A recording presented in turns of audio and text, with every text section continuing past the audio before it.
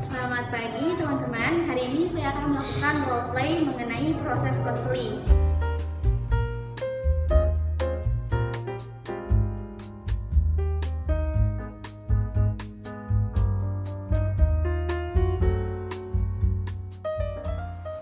Proses konseling. Tahap pertama ada building rapport atau membangun hubungan dengan klien. Pada sesi pertama ini, konselor membangun suatu hubungan dengan memfokuskan diri untuk mendapat partisipasi klien dalam eksplorasi isu-isunya. Dengan memberikan informasi mengenai struktur dan proses konseling serta hal administratif seperti jadwal sesi, partisipasi, dan biaya. Dalam video ini, konselor membahasnya setelah sesaat perkenalan berlangsung. Lalu, selanjutnya, menciptakan suasana yang dapat membuat klien merasa nyaman untuk berbagi pemikiran dan perasaannya.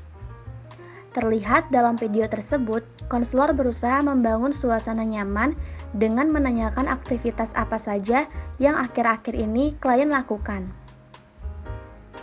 Kemudian yang terakhir, mengeksplorasi isu yang dialami oleh klien serta memulai menetapkan tujuan yang ingin dicapai oleh klien. Dalam video tersebut, konselor menanyakan kebenaran data dan permasalahan yang dihadapi klien, seperti apakah ada kendala yang dihadapi klien dalam melakukan aktivitas kesehariannya. Halo, selamat pagi Mas Hafiz ya? Pagi, betul. Ya Mas Hafiz, sebelumnya perkenalkan saya Ice Febrianti dari BPT UBP Karawang. Mas Hafiz boleh manggil saya Mbak Ice atau seenaknya Mas Hafiz saja, senyamannya Mas Hafiz saja ya. Baik. Iya, oke. Sebelumnya saya juga akan mengkonfirmasi lagi bahwa hari ini kan Mas Hafiz sudah ada janji dengan saya untuk melakukan konseling. Oke. Tuh, ya. Langsung saja Mas Hafiz, belakangan ini kesibukannya apa aja nih Mas? Iya, belakangan ini saya sedang berada di dua pekerjaan saya. Pertama adalah mengerjakan skripsi, karena saya juga ada di semester akhir kuliah lah ya. Terus juga yang kedua adalah saya membantu orang tua saya untuk mendirikan bisnis. Berarti kesibukannya sedang menyusun skripsi dan juga membantu bisnis keluarga ya Mas Hafiz ya. Nah, kalau boleh tahu bisnis keluarga Mas Hafiz ini tentang apa? Mengenai apa? Ya, kita usahanya adalah rumah makan masakan Jepang ya. Dan itu terletaknya di Perumnas sini. Oh, rumah restoran Jepang gitu ya Mas ya. Betul. Oke, kalau untuk skripsinya sendiri sudah sampai mana? Skripsi saya sekarang sudah berada di chapter 4 ya, di bab 4, dan juga sedang mengolah data juga dari penelitian saya gitu. Berarti sudah mulai menyebar kuesioner ya Mas ya? Sudah. Oke.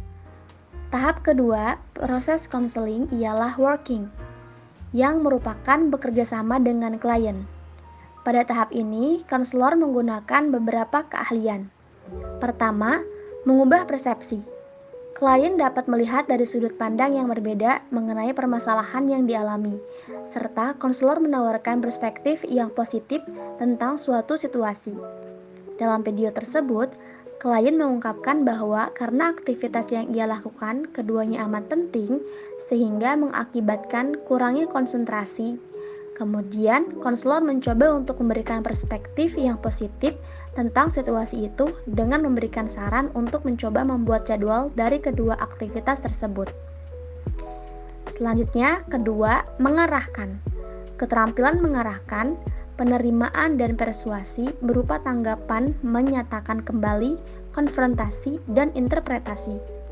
Dalam video tersebut, konselor dalam beberapa partnya melakukan paraphrasing atau pernyataan ulang, memberikan penerimaan berupa tanggapan iya atau serta interpretasi terhadap klien. Kemudian ketiga, empati yang akurat. Proses membantu klien untuk mengeksplorasi tema atau permasalahan dan emosi yang baru bagi dirinya. Dalam video tersebut, konselor mampu melihat dunia klien melalui sudut pandang klien itu sendiri, serta mampu mengkomunikasikan kembali kepada klien secara lebih mendalam dari apa yang dapat diekspresikan oleh klien, seperti bagaimana meyakinkan klien untuk dapat percaya diri terhadap kemampuannya dan fokus kepada kinerjanya saja, dan menjadikan pencapaian orang lain sebagai dorongan untuk memotivasinya. Keempat, imediasi. Pemahaman dan komunikasi konselor dan klien mengenai hal yang terjadi dalam konseling terkait perasaan, impresi, dan ekspektasi. Seperti dalam video tersebut, konselor memberikan pemahaman apa yang dirasakan klien, serta memberikan tanggapan kepada klien. Kelima, kontrak. Semacam perjanjian atau kontrak dalam konseling seperti tujuan konseling, waktu konseling, tanggung jawab klien, dan sebagainya. Di awal video, menjelaskan perjanjian yang dikonfirmasikan kepada klien bahwa hari ini ada janji untuk sesi konseling dengan klien tersebut. Kemudian yang terakhir, latihan. Klien melakukan latihan terkait perilaku yang ingin dilatih atau dicapai dengan latihan terbuka, latihan tertutup, serta pekerjaan rumah atau PR. Konselor menyarankan kepada klien untuk melakukan latihan terbuka, scheduling, agar klien dapat meningkatkan konsentrasinya dan melatih apa yang ingin dia capai, serta dapat mengurangi intensitas kecemasannya. Nah, dalam dua kegiatan ini, apakah ada kendala yang Mas Hafiz rasakan? Ya, ada ya. Jadi salah satunya adalah yang saya rasakan karena saya merasa bahwa kedua hal ini begitu penting bagi saya ya, karena yang satu penting untuk edukasi saya, lalu yang kedua juga untuk usaha, untuk bisnis. Jadi seringkali saya mendapati rasanya tuh tidak bisa berkonsentrasi ya ketika melakukan suatu hal. Jadinya ketika mengerjakan skripsi, saya mengerjakan juga tugas-tugas dari bisnis saya juga, kayak multitask, tapi lama-lama juga jadi terdistrak lagi oleh skripsi saya, lalu kembali lagi ke bisnis, dan akhirnya dari seperti itu seringkali tugas-tugas saya tidak selesai tepat waktu, dan itu membuat kecemasan juga di dalam diri saya, seperti begitu, Mbak. Berarti sekarang ini karena kegiatannya juga sangat sibuk ya Mas ya, mulai dari menyusun skripsi dan juga membantu bisnis keluarga, sehingga Mas Hafiz merasa keteteran ya mengenai dua itu, dan terjadinya kurang konsentrasi untuk melakukan kedua aktivitas itu. Terus mengakibatkan kecemasan, begitu ya Mas ya? Betul. Nah, Mas Hafiz sebelumnya pernah melakukan scheduling kah? Iya, saya beberapa kali mencoba untuk membuat schedule ya, tapi ya seperti itu. Jadi saya rada sulit untuk memprioritaskan mana yang harus saya kerjakan terlebih dahulu. Seperti contohnya, apakah saya harus mengutamakan yang lebih mudah dulu atau yang deadline-nya lebih dekat terlebih dahulu. Itu yang membuat saya bingung juga ya, begitu. Berarti sekarang nggak membuat scheduling lagi gitu ya Mas ya, karena kebingungan itu. Oke, kalau saya boleh untuk memberikan saran, jadi ketika Mas Hafiz melakukan scheduling ini, coba untuk memprioritaskan yang mudah terlebih dahulu Mas Hafiz untuk dikerjakan ya. Tapi sebelumnya juga kan Mas Hafiz ada dua kegiatan ya, menyusun skripsi dan juga membantu bisnis keluarga. Nah, coba diutamakan dulu yang jadi prioritas utama ini, menyelesaikan skripsi kah atau membantu bisnis keluarga. Kalau misalnya menyusun skripsi yang diutamakan, berarti Mas Hafiz buat scheduling yang diutamakan itu dulu kan, menyusun skripsi dan juga menyelesaikan tugas-tugas yang lainnya. Itu dimulai dari dengan yang paling mudah menurut Mas Hafiz, Jadi yang dari mudah dulu ya. Dari yang mudah dulu, baru setelah itu ketika yang mudah selesai, baru yang mendekati deadline. Ya, yang mendekati deadline pun kalau misalnya dirasa memang mudah, ya tidak apa-apa, kerjakan yang dekat dengan deadline dan juga mudah. Karena kalau misalnya kita menyelesaikan yang mudah terlebih dahulu, maka itu akan semakin mempercepat kita menyelesaikan tugasnya. Jadi kita bisa mengerjakan tugas yang lainnya juga. Seperti itu Mas Hafiz. Jadi setelah itu mungkin bisa untuk menyelesaikan bisnis keluarganya, tugas dari bisnis keluarganya Mas Hafiz. Betul. Tapi memang pada kendalanya dengan saya mengerjakan sesuatu yang dekat dengan deadline, yaitu saya sulit untuk menghilangkan rasa cemas saya ya, meskipun saya mengerjakan yang mudah terlebih dahulu, tapi ternyata ada yang deadline-nya dekat, itu membuat saya jadi mengerjakannya terlalu terburu-buru kah, atau akhirnya jadi tidak selesai kah tepat waktu gitu. Seperti apa kira-kira caranya? Berarti Mas Hafiz tuh lebih fokusnya pada cemas ya Mas Hafiz ya? Betul. Nah, kalau untuk kecemasan sendiri itu wajar Mas Hafiz. Tapi kalau misalnya yang tidak wajar ini kecemasan yang memang benar-benar mengganggu aktivitas, dan juga salah satunya tadi ya Mas Hafiz ya, jadi kayak ngerjain tugas juga jadi terburu-buru, jadi nggak tepat, nggak detail gitu kan menyelesaikannya. Nah, Mas Hafiz cukup untuk beristirahat terlebih dahulu ya. Diistirahatkan dulu, dilihat lagi schedulingnya, mengerjakannya sampai mana. Baru setelah itu Mas Hafiz boleh untuk mulai mengerjakan tugasnya lagi. Jadi dengan seperti itu Mas Hafiz bisa merenungkan nih ketika dikasih waktu untuk istirahat ini gitu kan, untuk bisa menyelesaikannya dengan detail gitu kan, untuk selanjutnya setelah selesai mau seperti apa, mau mengerjakan tugas yang mana lagi, seperti itu. Jadi cemas yang ada di pikiran Mas Hafiz ini itu adalah yang hanya dipikirkan saja gitu kan. Nah, maka dari itu Mas Hafiz harus mulai melihat scheduling dan bertindak lagi kan, mana nih yang harus dikerjakan terlebih dahulu yang benar-benar tuntas, seperti itu, yang paling mudah lah istilahnya gitu untuk dikerjakan, seperti itu Mas Hafiz. Baik.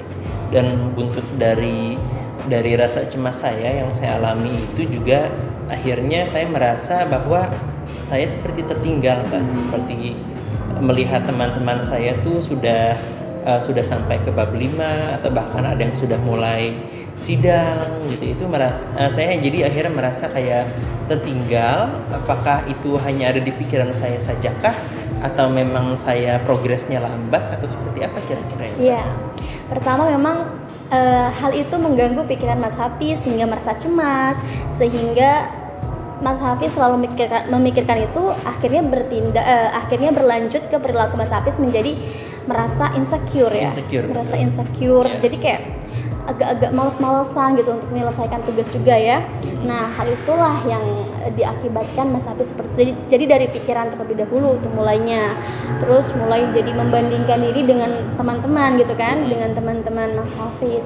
Maka dari itu dibuang dulu lah pikiran negatifnya dengan fokus sama diri Mas Hafiz sendiri, sama kapasitas yang Mas Hafiz punya gitu kan, pengembangan diri di sini untuk percaya diri kepada kinerja Mas Hafiz, yang mana Mas Hafiz bisa untuk menyelesaikan skripsi dengan tepat waktu tanpa melihat teman-teman udah sidang, teman-teman udah bab 5 gitu kan.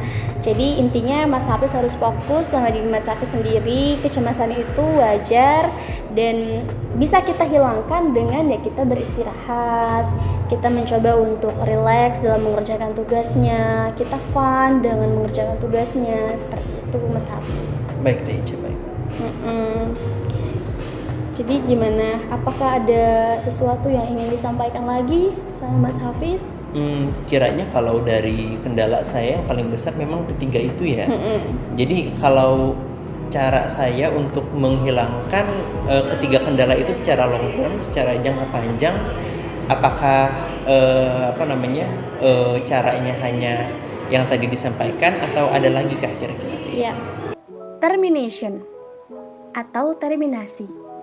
Dalam tahap ini, konselor tidak mendiskusikan materi baru di akhir sesi, yang mana setelah menjelang berakhirnya sesi, tidak ada lagi pembahasan-pembahasan lainnya yang dilakukan oleh konselor dan klien. Kemudian, menjelaskan kepada klien bahwa waktu konseling akan segera berakhir. Saat sesi konseling berakhir, konselor mengingatkan bahwasannya sesi bertemu dengan klien tersebut akan segera berakhir atau sudah habis. Kemudian, membuat ringkasan mengenai pembicaraan yang terjadi selama sesi berlangsung. Dalam video tersebut, konselor mengulangi kembali 3 poin utama yang menjadi kendala pada aktivitas klien dan isu permasalahannya serta solusi yang bisa dilakukan oleh klien dengan melakukan scheduling, untuk meningkatkan konsentrasinya. Kemudian mengistirahatkan dirinya ketika sedang mengalami cemas. Dan yang terakhir, percaya pada kinerja serta kemampuan yang dimiliki klien untuk menghilangkan pemikiran negatif dan pemikiran untuk membandingkan diri dengan orang lain. Mungkin memang sebagian besar tadi sudah saya sampaikan, cuman saya akan mengulang kembali ya, bahwasanya memang fokus sama diri Mas Hafiz sendiri, percaya sama diri Mas Hafiz sendiri bahwa Mas Hafiz mampu untuk menyelesaikan skripsi tepat dengan waktunya, kemudian bisa untuk berkonsentrasi, yang mana bisa dengan membuat scheduling tersebut, mengutamakan yang paling mudah dan memang dekat dengan deadline seperti itu.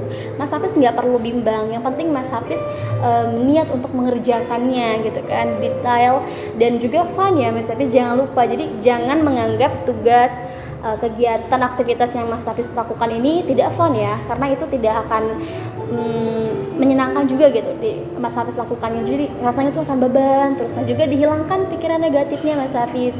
Coba untuk mencari banyak insight dengan mungkin bisa piknik Mas Hafiz, bisa berjalan-jalan keluar rumah sebentar gitu kan, melihat-lihat, agar Mas Hafiz juga tergugah untuk memulai, termotivasi untuk memulai kegiatan lagi gitu. Baik. Ya Mas Hafiz seperti itu. Dan mungkin nanti juga Mas Hafiz bisa melakukan pelatihan terbuka, yang mana pelatihan terbuka ini seperti misalnya Mas Hafiz mencoba untuk membuat scheduling kembali gitu ya di rumah, agar tercapai gitu konsentrasinya, bisa kembali lagi gitu kan, berkonsentrasi, kemudian kecemasannya tidak semakin meningkat gitu, tapi semakin berkurang kecemasannya seperti itu ya Mas Hafiz. Dan juga rasa percaya diri Mas Hafiz ini kembali seperti semula gitu kan, semakin meningkat percaya dirinya. Baik, nanti akan saya coba berarti ya untuk rescheduling itu. Ya, betul sekali. Ya, mungkin hanya sampai di sini sesi konseling kita Mas Hafiz. Terima kasih untuk waktunya. Saya ucapkan semoga Mas Hafiz selalu sehat dan keluarga ya. Dan sekian dari saya. Assalamualaikum warahmatullahi wabarakatuh. Waalaikumsalam. Terima kasih Mbak Ica. Ya.